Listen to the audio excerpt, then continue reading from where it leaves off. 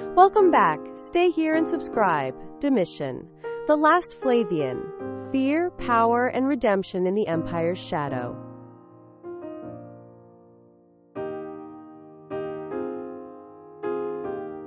The imperial throne did not welcome him with enthusiasm, but Domitian took it as though it had always been his. In 81 AD, after the sudden death of his brother Titus, the youngest son of Vespasian ascended to power, and though his accession was peaceful, his reign would be anything but calm. For 15 years, Domitian ruled Rome with a unique blend of efficiency, authoritarianism, and suspicion. He was one of the most prolific emperors in reforms, deeply involved in military affairs, and one of the most despised by the aristocracy. His story is that of a ruler who built a strong empire, but whose legacy was condemned by those who survived his gaze. The consolidation of power. From his first days on the throne, Domitian made it clear he would not be a ceremonial emperor. Unlike his brother, who shared power with the Senate and followed the model of Augustus, Domitian embraced a more direct and absolutist approach. He proclaimed himself Dominus et Deus, Lord and God, and demanded to be addressed as such in official documents and speeches. This shocked the senators, but for Domitian, it wasn't arrogance, it was logic. Rome needed order, and order required authority. He reinforced control through intense centralization of power. He increased oversight of the provinces by appointing loyal governors, most of them from the equestrian order, bypassing senatorial ambitions. He personally managed imperial finances, showing meticulous understanding of the census, tax collection, and the monetary system. He reformed the coinage, increasing its metal content to restore economic trust, an act welcomed by merchants and the urban plebs. He implemented a rigorous fiscal system that closely controlled both provincial revenue and public expenditure, a policy of bread circuses and surveillance. Domitian knew that stability in Rome depended on keeping the people entertained and the army satisfied. He increased the number of public games, completed and beautified the Colosseum, initiated the construction of the Stadium of Domitian, the forerunner of today's Campo de Fiori, and promoted chariot races, gladiatorial combat, and theatrical spectacles. But while the public enjoyed the entertainment, the aristocracy lived under a veil of suspicion and fear. The emperor instituted a regime of surveillance with a network of informers who monitored conversations, banquets, and private meetings. Informants were rewarded, even silence could be punished. Charges of maiestas, treason against imperial dignity, resurged, and many were condemned not for real plots, but for subtle criticisms or subversive poetry. Even the Stoic philosophers, who represented an ethical resistance to absolutism, were expelled from Rome. Epictetus, one of the era's greatest thinkers, lived in exile in Nicopolis by Domitian's order. The empire's frontiers, blood and compromise. Though an obsessive administrator, Domitian also engaged actively in military affairs.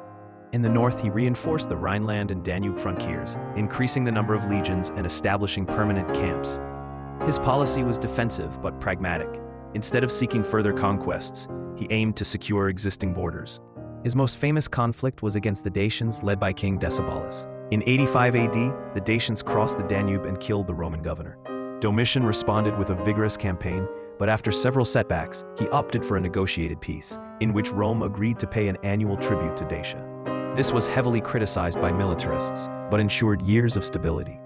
In Britain, he supported Governor Agricola's campaigns, which reached as far as Caledonia, modern-day Scotland. However, Domitian recalled Agricola, perhaps out of jealousy, perhaps to avoid uncontrolled expenses. Agricola was honored, then politically silenced. Despite controversies, the army loved Domitian. He raised their pay, increased their prestige, and spent extended periods inspecting camps, sharing life with the soldiers, demanding discipline, and rewarding loyalty. To many legionaries, he was the ideal emperor. Construction, art, and the cult of image. Domitian's Rome was beautified like few times in its history. He was one of the most active builders since Augustus. He rebuilt the Temple of Jupiter Capitolinus, destroyed during the civil wars. He constructed his own Flavian palace on the Palatine Hill, a monumental complex that would become the imperial residence for centuries. Under his rule, the visual arts flourished, but with a clear direction: propaganda of the imperial cult. Statues, reliefs, and coins portrayed Domitian as Jupiter incarnate, as the eternal victor, as the father of Rome. Even triumphal arches exalted his image, often with inscriptions blending the earthly and the divine. The twilight of absolute rule. By the end of the century, balance began to falter. The system of fear that had maintained order became unsustainable. Internal accusations, secret trials, and arbitrary executions created an emotional and political void. Domitian, increasingly isolated, trusted only the gods and his guard. The climate of paranoia intensified. He ordered executions of relatives, collaborators, and generals. He ordered archives from years past to be reviewed for old errors. Rome's elite, tired of walking on hot coals, began to conspire. In 96 AD, a palace conspiracy was forged with the complicity of his wife Domitia Longina, his chamberlain Parthenius, and several officers. The plan was simple: assassinate him in his study. On September 18th, he was stabbed multiple times, with no chance to defend himself. He died alone, betrayed, without ceremony. The Senate reacted swiftly. They proclaimed the elderly Nerva as successor and declared damnatio memoriae against Domitian. His statues were destroyed, his name erased from monuments, his acts attributed to others. Rome tried to erase the emperor who had watched it too closely. But the people in the army did not forget. Soldiers demanded his deification. Many citizens placed portraits of Domitian on household altars. In the provinces, where his administration had been just and orderly, temples were erected in his honor. Tyrant or reformer, official history condemned him. Tacitus, Pliny the Younger, Suetonius. All senators depicted him as a decadent tyrant, another Nero without the music. But centuries later, Dio Cassius and Byzantine sources reconsidered him.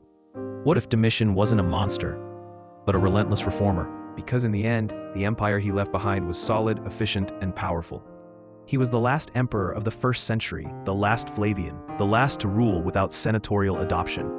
And although he died hated by the nobles, his work laid the foundations for the 5 good emperors who would follow.